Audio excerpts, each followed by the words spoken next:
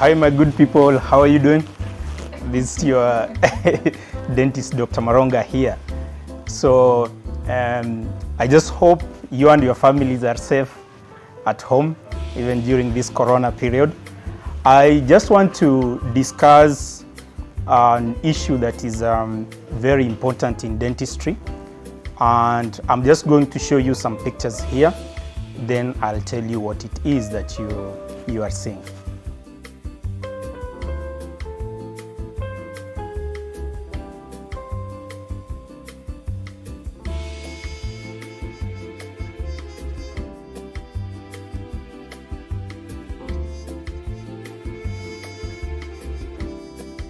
All you have seen from those pictures, they all have something in common. There are those that have very small spots of brownness. There are those that are utterly off, very brown. So all that you are seeing there is what we call dentofluorosis. And this is something that we are seeing in our practice of day-to-day of dentistry. And it's a major concern because I'm seeing parents of very young children, and I'm also seeing even older people who want treatment done for it. So what is dentofluorosis? So dentofluorosis is a disorder of the teeth that occurs as a result of excessive exposure of the body to high fluoride levels. So how it will present is it's also called mottling of enamel or mottling of teeth. So what you will see is teeth will have some opacities, which when the teeth erupt into the mouth, they look very extraordinarily white, like chalky white. And as time goes by, they start to pick up stains. And depending on the severity of the exposure to fluoride, then you might end up with teeth that are very brown. And sometimes even the surface texture of the teeth might appear very rough, as you can see in this particular video, in this particular picture that I have here. And this was of a girl who was 7 years old. So what is the main concern? Two things. Number one is aesthetics. Most people will come and tell me, Doc, my child, the peers in school are laughing at her or him and giving him names, or even older people who are telling you, I want to have a brighter smile just for appearance. So there is the aesthetic concern as number one. Then number two is the functional aspect. So excessive exposure to fluoride might make the surface of the tooth rough, as I've said. And as you know, any rough surface, you are going to have dirt accumulating very easily in such an area. And because the enamel structure of the tooth is disordered, you are going to end up with these teeth being more prone to decay, and that's a big problem. So how does dentofluorosis occur? So dentofluorosis occurs when you take excessive amounts of the mineral called fluoride, and this fluoride is found in water. So it's either the water that you are going to take as drinking water, or the water that you are going to take when you eat food that has been cooked with water that has excessive fluoride. So how does dentofluorosis present? So dentofluorosis will present in a number of ways, depending on how bad or how much fluoride the teeth were exposed to during the time they were forming. So it can be very mild, where you might see some excessively white spots on the teeth. And this, if it's more advanced, you might see some brown bands on the teeth. And if it's very severe or if it's very excessive, then you are going to see teeth that are overtly brownish in color. So what are the main concerns that dentofluorosis is going to bring in, be it a child, be it an adult? The first thing, obviously, if you have teeth and teeth are right in your face there, when you look at somebody, the first thing you'd see are teeth. So if the teeth are brown, obviously there could be an issue that can affect a person in terms of self-esteem, because people realize that their smile is different from others.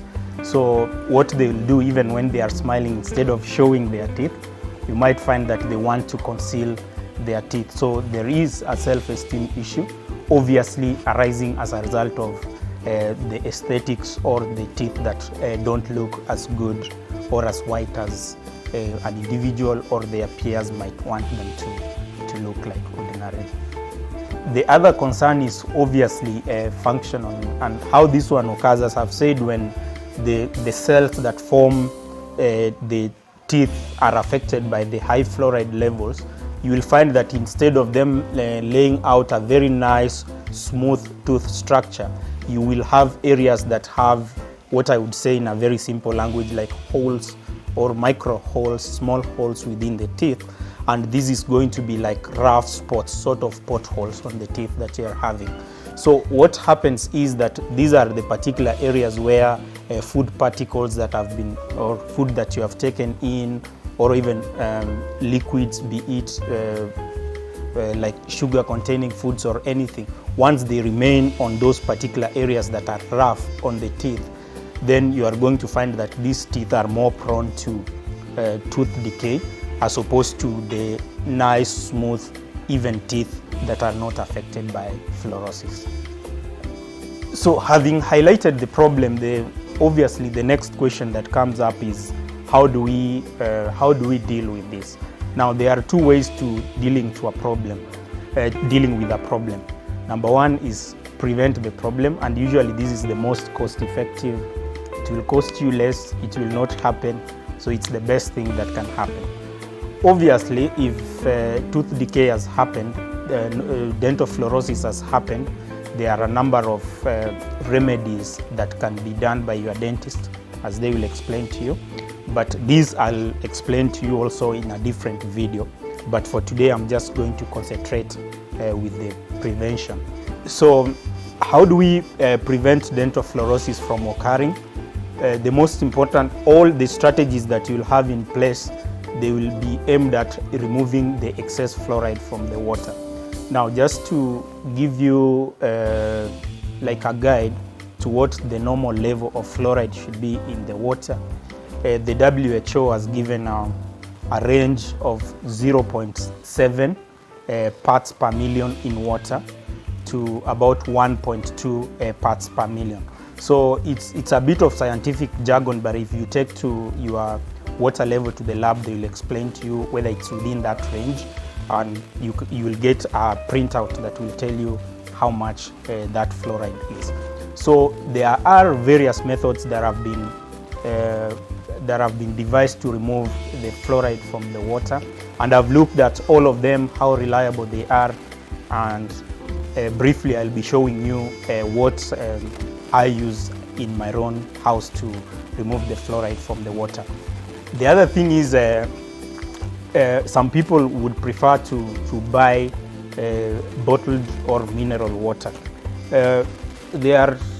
It's good if you are able to do it, but personally, my opinion is there are two downsides to it. Number one, if you go and sample all the mineral water that your food outlet or your supermarket will be having, there are those that would not indicate how much fluoride is in that water, and there are those that will show that it's within the normal recommended range. But the issue would be also the cost. How expensive is it? If you are going to use, say, about 40 or 60 liters to cook, it's not just for drinking only, it's for cooking and it's for drinking. So if you have a family of, say, 3, 4, 5 people, if you are going, and as I've said, people who are vulnerable to fluorosis are children who are from the age, actually from the time of conception to they say the age of 8, but I will extend it a bit to even 12 years of age, considering that milestones in children don't occur like something that is at a predictable date. It's a wide range. So I would stretch it all to 12 because these children are still having their teeth forming. So if you are going to buy water for cooking and for drinking, and you are buying 3-4 bottles per week, that's going to be about how much? About 2,000 shillings. That in a month will translate to 8,000, 10,000. I don't know about you, but for me that sounds like it's quite a bit on the higher side. So the solutions that I would think about and I would embrace because of their effectiveness and also efficiency is if I'm able to, the water that I have in the house, if I'm able to remove the fluoride from it, then predictably all the time, then that would be my go-to solution. So briefly, I'll be showing you what I use in my own house. Okay, so what we are looking at right here is so you need your water and you need electricity, which obviously you can tap off from any of the sockets that you have in your kitchen, and that is what is going to power the pump that we have here. So the pump that we have here is using a process of removing fluoride that is called reverse osmosis. But it's not just removing the fluoride only, but it also removes any particles from the water and also removes any bacteria that you might have in the water. So it's basically what is called a triple filtration process. Number one, to remove particles. Number two, to remove fluoride and other excessive minerals, and to balance off the mineral content of the water. And number three, it has an ultraviolet light that helps to remove or destroy any bacteria that might be in that water. So it all starts from up here. So as you can see, this is my kitchen tap where I'm going to where I get my water. So this water here, I did measure what the fluoride levels is, and this is water that I get from the supply from the county government, or from the county government supply. And this water has a fluoride level of 5.4, and this I did in the lab. I'll briefly show you where those results are. So this water is not safe for cooking and for drinking. So for a long time I was buying water, but it's expensive, so I changed that. So as you can see, there is a T junction here where you can see this blue. So you can either have it on or you can have it off. So this knob, this is off and that is on. So right next here, so I have, this is water that is rich in fluoride, not safe for cooking. And right here I have water that is safe for cooking and for drinking. And this I can get up to 200 liters of water in a day if I wanted. So how does this work? So the water is diverted at this T junction here, and as you can see, there is that white cable that is going under there. So I'll follow the cable with you to see where it is. As you can see, that's the cable that I have there, and it comes to these three bottles here that have filters in there, and these will remove any sediments, any particles that might be there in the water at that level. Then the water is pumped up to a higher level where there is a reverse osmosis filter in there that is going to remove the minerals, including the fluoride that I'm concerned about. So all the water that is dirty, that is filtered, and all those particles, they will come through this red pipe here, and this red pipe will join the main disposal waste disposal pipe that will take the water off. Meanwhile, the water that is clean, that has been filtered, will come in this yellow that we are seeing here. And what the yellow will do is it will take the water to this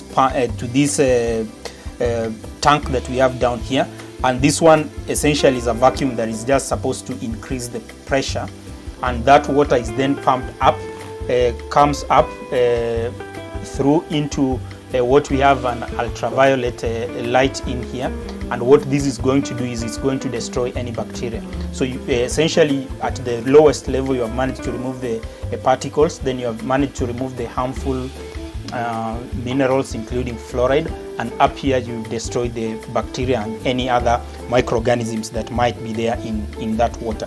So this uses electricity, and also it has an indicator that is showing how effective our defluoridation process is.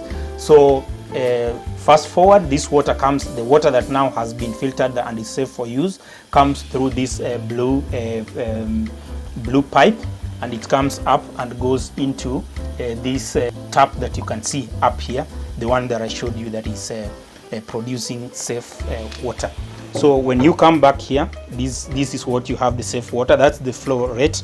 As I said, you can get up to 200 liters of safe drinking water per day. So having shown you what we have here, for me, I think this is a very cost-effective way of defluoridation of the drinking and cooking water for any household to consider using. So as you have seen, it's using electricity, and the main concern sometimes is how much electricity. So it's not so much electricity, it's more or less like what a bulb, a light bulb will be using. So, and as you saw, it has sockets where if you are not using it, then you can switch it off. It doesn't have to be running all the time. And once you have got your, like what I do here, I get my 40 liters of water that I'll use over 3 or 4 days. That is only when I switch it on. So what I've done is we've started working together with the company that is producing this kind of gadget to just see how affordable it can be, so that if anybody is considering having such a thing, something to see how we can assist you. So at the end of the video, I'm providing my contacts, and I'm also available on email, on phone, so you can reach me and we can discuss this. So the starting point would be, first of all, get to know what the fluoride levels in your drinking water is. And how to do this is just get the water in the bottle, take it to any lab that can do the chemical analysis for you. You can also send it to me. I can take it to you to the lab. It's going to cost anything between 500 to 1,000 shillings to know what the fluoride levels in your water is. Then the next step, if you find that it's above 1, then you know that it's too much fluoride that you have in the water. So the next thing would be then to contact us so that we can be able to help you install such in the house. Obviously, the cost is something that everybody would want to know. So this will be anything in the range of 30 to 40,000 shillings, depending on the cabling that needs to be done and the modifications that need to be done for it to fit into your kitchen area. So that is essentially what the cost is, and as I said, it's cost effective because I look at it, if you are spending up to 5,000 or 8,000 just on water, then over a duration of maybe 6 to 8 months, you would have been able to recover the cost of what you bought the machine for. The other thing is, you saw the green light where I mentioned that that's how you know that your filter is effective. So what the company tells us is you can use that for 3 to 6 months before changing it. That is if you are using at its maximum of 200 liters per day. Obviously, you don't need that, so it might be that you might use it up to 6 months, a year, or even longer before that light turns red, in which case you know that you need to change that filter again. I just showed you one example. I know you might have several other means to defluoridate the water, and I would encourage that we engage and know how to do it cost effectively. I know there are some filters that use bone char, where you have the calcium in the ground bone is going to like absorb the fluoride from the water. The only that is effective to some extent. The only challenge is you do not know at what point all the calcium has been spent, and you need to replenish it. And also getting the bone char, because I know there was an organization that was making those filters. Even me, I ever bought one. The challenge I found is sometimes you are not able to get the bone char because the bone has to be collected from slaughterhouses and all the other places, clean up the bone, sterilize it, make sure it's safe to be used, like to prepare water that people can drink, and then that is ground and then provided. So you find that the running cost and the availability of the filtration media is not that good. So till next time, let's engage. I look forward to your comments. I look forward to you discussing with me more about this, and together let's have a fluoride free generation. Thank you very much.